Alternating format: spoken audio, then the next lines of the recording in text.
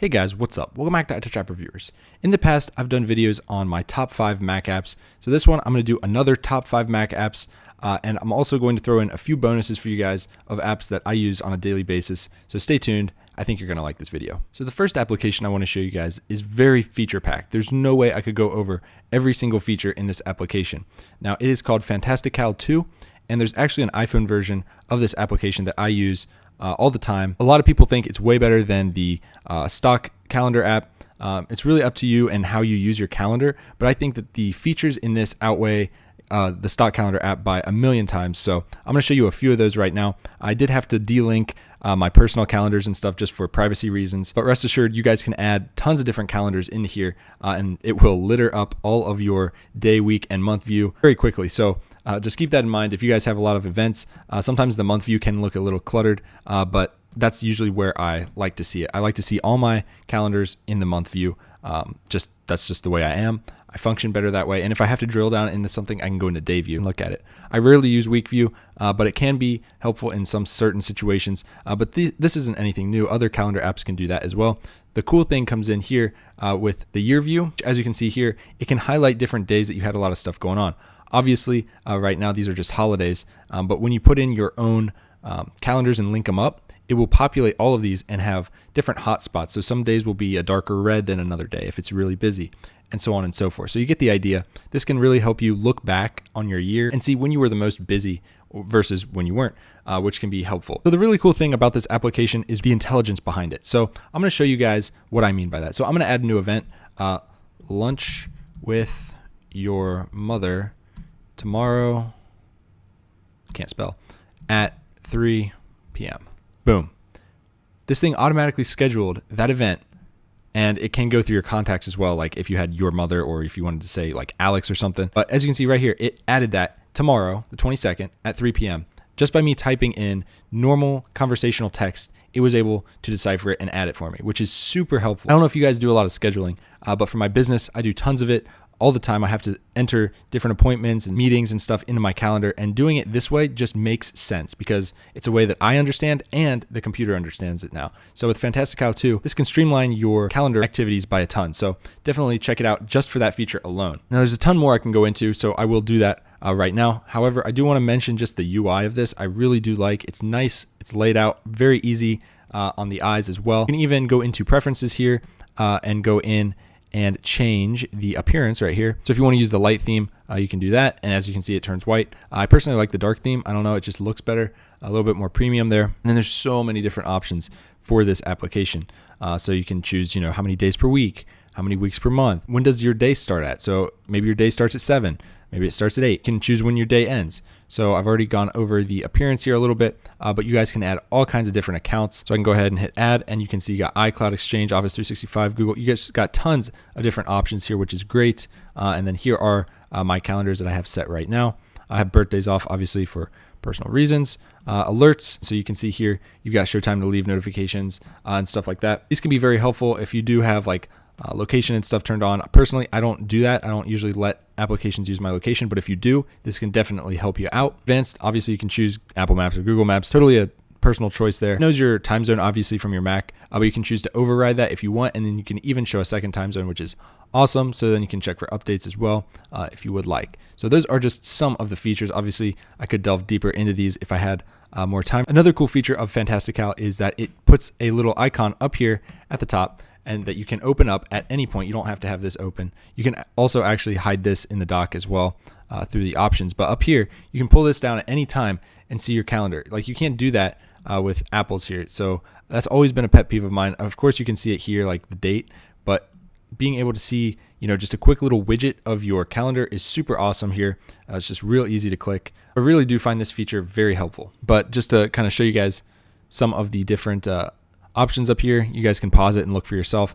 I do have a bunch of different other applications to show you in this video. I could go on and on about this app, but if you guys are looking for a full featured calendar application, this is the one that you want to check out. It is a little pricey, but if you're in business, you might even be able to write it off as a business expense, depending on how you do things. So check that stuff out for yourself. Now let's move on to app number 2. So the next application I want to show you guys, I can't go into too much just because there's so much in it, and also there might be some personal information in here. This application is called Little Snitch, and I think it was about $35. I can't really remember. I bought it like 2 years ago. It's really awesome. For the price, it's definitely worth it. So a lot of people might find this annoying, but anytime that there's network operation going from my computer, a certain application is trying to go to the internet and I don't know about it, this thing will tell me. It will pop up in the middle of the screen and it will allow me to allow the connection or deny the connection. So I can choose which applications have access, to send data, which is great because, for example, I think Spotify is secretly recording, listening through the microphone and sending that off to Spotify.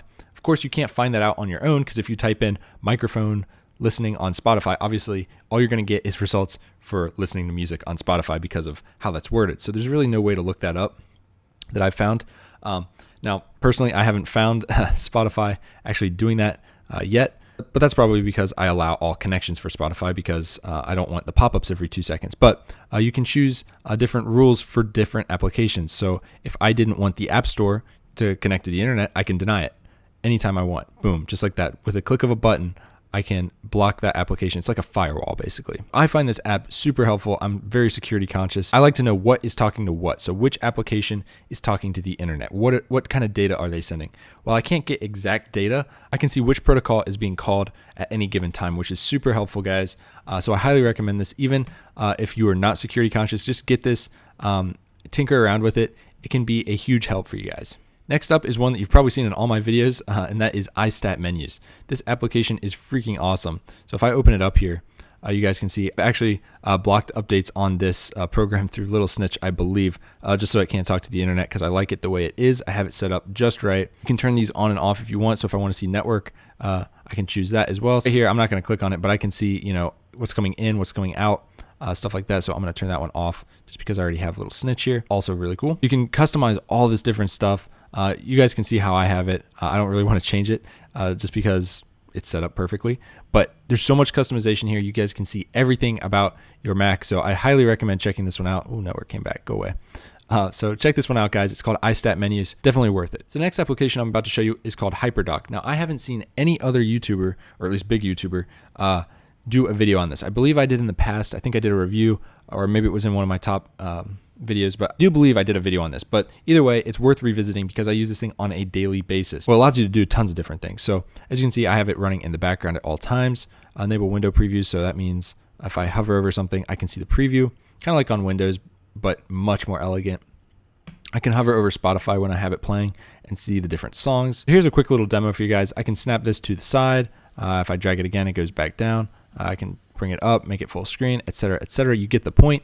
So definitely super helpful for that. So those are the two main reasons I use this. I really, really like the functionality. I think this thing was only like $10. So you guys can choose all these different settings. A lot of customization here. And there's not a whole lot I would change about it. I think I've emailed the developer a few times. He never really got back with me, so I don't really like that. But the application itself, good as it is.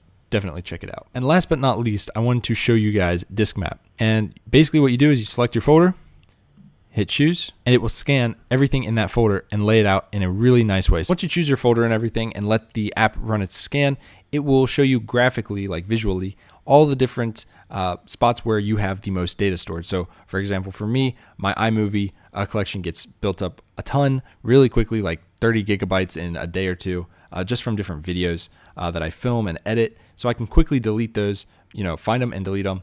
So I can see right here, my SSD is pretty close to being full. So I only have 80 gigs free. I had 50 gigs earlier, and then I ran the scan and deleted 30 gigs right there. So super easy, super convenient. Definitely recommend this application. All right, so on to some honorable mentions. These are apps that I also use pretty much on a day-to-day basis, but they did not quite make the cut just because, I don't know, they didn't. So the first one is Caffeine. I use this literally every day, pretty much since I ever got my first Mac. I got this application. It was one of the first ones I ever got. Super simple. You just get it and forget it.